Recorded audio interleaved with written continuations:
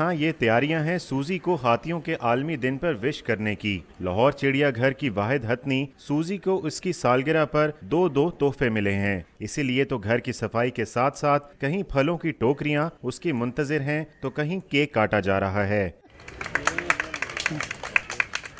आज हम यहाँ पर हैप्पी एलिफेंट डे मनाने आए हैं। यहाँ पे आज हम सूजी के लिए केक काटेंगे, उसकी बर्थडे मनाएंगे। हम एक पैगाम देना चाहते हैं पूरी दुनिया को कि हम हाथियों से प्यार करते हैं और हम उनकी नस्ल जो है वो आइंदा सालों में भी देखना चाहते हैं। बच्चे तो अपने मनपसंद जानवर की एक झलक देखने को बेताब थे। यूं ही सूजी ने अपने जलवे दिखाए, सेल्फियां शुरू हो गईं।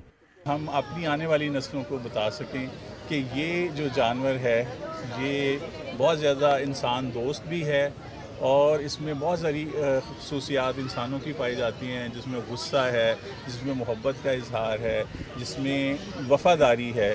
शहरियों का कहना है कि जानवरों के आलमी दिन पर इस तरह की तकरीबात इनमें इंसानों के साथ दोस्ती की बुनियादें और भी मजबूत करती हैं। साथ में दोस्तों के हल्ले गुल्ले से एक टिकट में दो मज़े भी हो जाते हैं।